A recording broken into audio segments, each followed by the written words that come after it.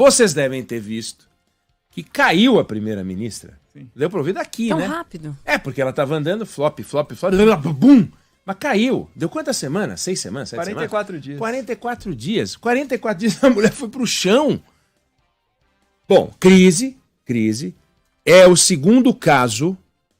Alguns estão noticiando como a mais breve da história. Não é, teve século XIX. Mas tem quase 200 anos que isso não acontece. É um camarada que foi primeiro-ministro 2 vezes. Na primeira vez ele ficou 22 dias. Então ela ainda tem uma esperança de voltar.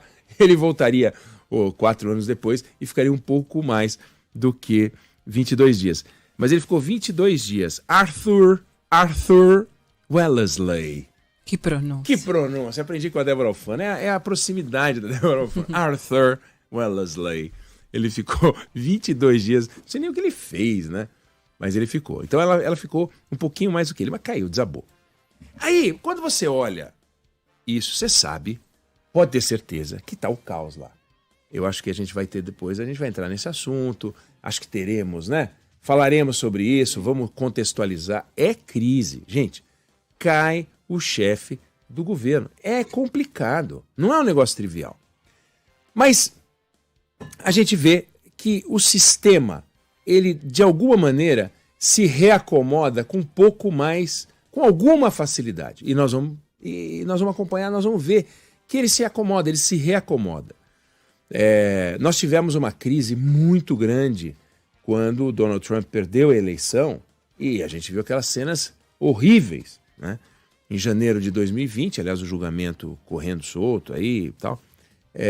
2020, quando invadiram o parlamento americano. Crise pesada, complicada, mas as coisas se reacomodam.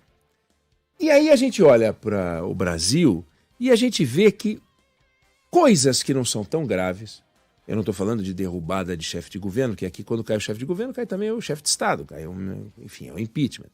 Mas a gente coloca gasolina nas nossas discussões.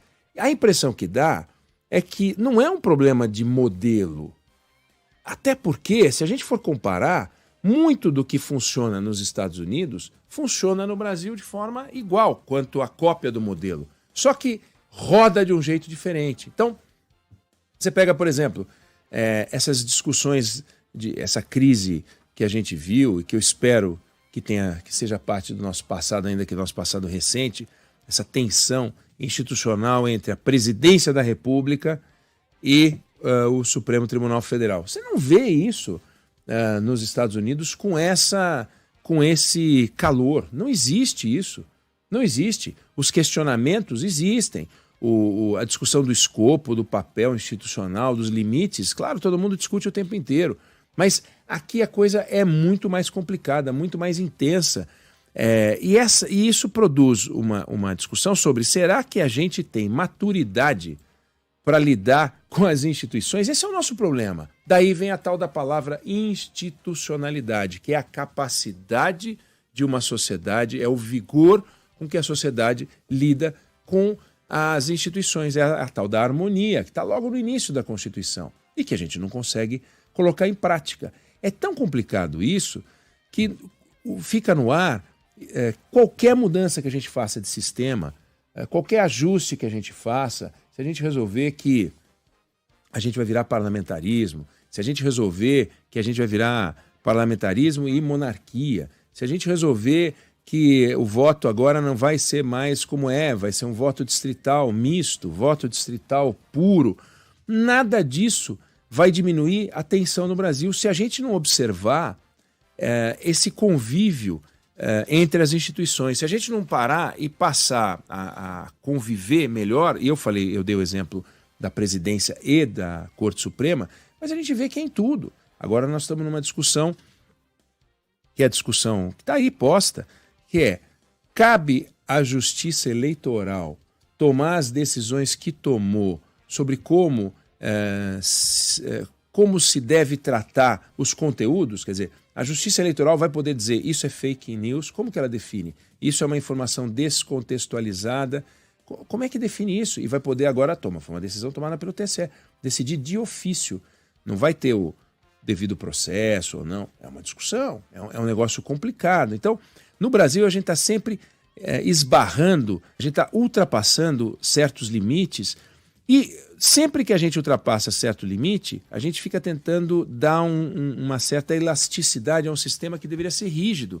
A gente deveria chegar na beirada e não tentar forçar a beirada para ver se o muro resiste ou não resiste, porque pode não resistir.